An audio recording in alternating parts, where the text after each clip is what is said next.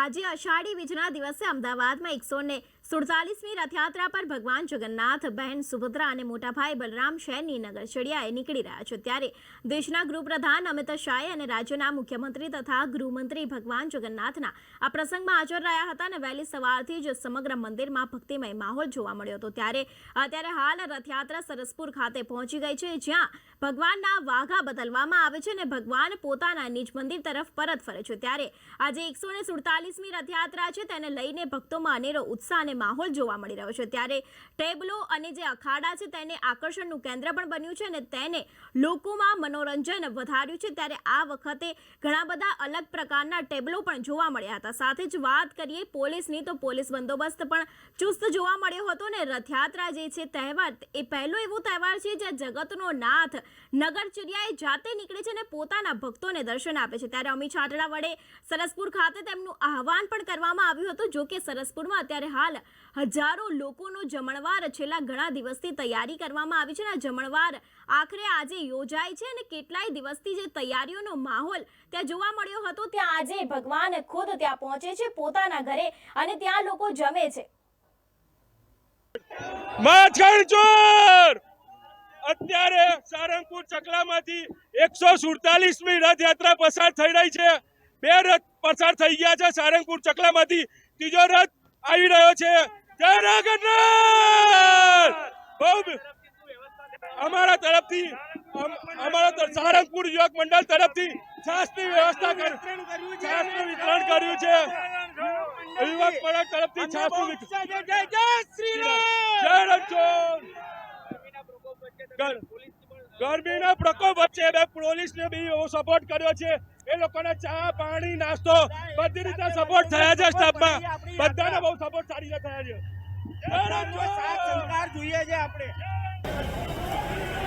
ભગવાન જગન્નાથની રથયાત્રાના પર્વની રાજ્યના તમામ નાગરિકોને ખૂબ ખૂબ શુભેચ્છાઓ। અમદાવાદની આ રથયાત્રા જગન્નાથપુરીની રથયાત્રા પછીની સૌથી મોટી રથયાત્રા ગણાય છે।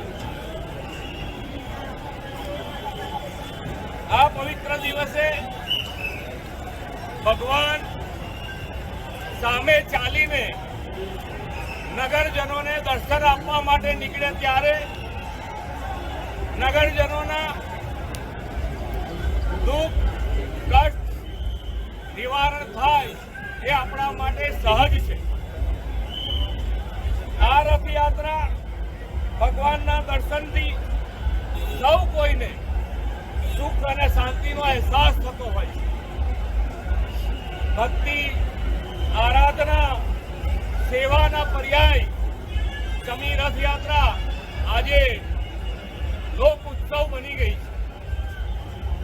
રથયાત્રા શાંત અને સલામત રીતે આખી સંપન્ન થાય એના માટેની પૂરી વ્યવસ્થા કરવામાં આવી છે।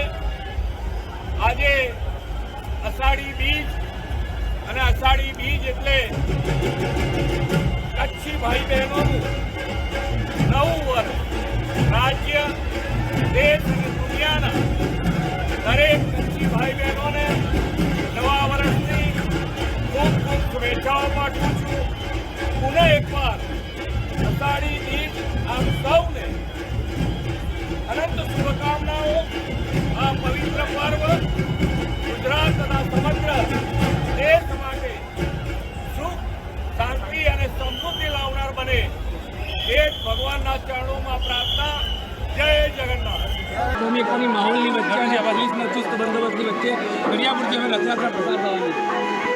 તમે જોઈ શકો છો સવારે રથયાત્રા ટાઈમસર શરૂ થઈને અત્યારે બધા આ વિસ્તારમાંથી ગુજરશે। આ બહુ સેન્સિટિવ વિસ્તાર છે, પણ અહીંયા તમે જુઓ છો મુસ્લિમ આગેવાનો સામેથી જઈને વેલકમ કરવા માટે અહીંયા ઊભ્યા છે અને બહુ સારા એટમોસ્ફિયર તમે જોઈ શકો છો। કોમી એકતાનો આ ખરેખર સારો ઉદાહરણ છે। કોમી એકતાનો સારો ઉદાહરણ અહીંયા આપી રહ્યા છે કમિશનર।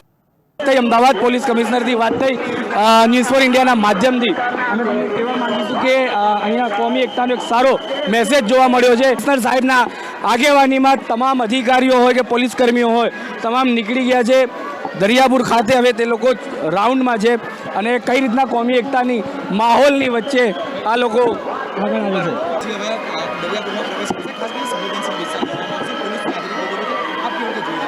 આજે સવારે રથયાત્રા ટાઈમસર સવારે 7 વાગ્યાથી ત્યાં શરૂ થઈ છે અને બહુ સારી રીતે ટાઈમસર અત્યાર સુધી પસાર થઈ રહી છે. ટૂંક સમયમાં જ આ જુઓ તો આ જોર્ડન રોડ જે દરિયાપુરનો વિસ્તાર છે અને પછી શાહપુર બહુ સેન્સિટિવ વિસ્તાર ગણાય છે, પણ તમે જુઓ છો સામેથી જ મુસ્લિમ આગેવાનો ત્યાં ઊભા છે એને વેલકમ કરવા માટે અને વચ્ચે વચ્ચે પણ મુસ્લિમ આગેવાનો ઊભા છે અને આ ખરેખર જુઓ છો આ કોમી એકતાનો ખરેખર બહુ સારો ઉદાહરણ એને ગણી શકાય. Thank you.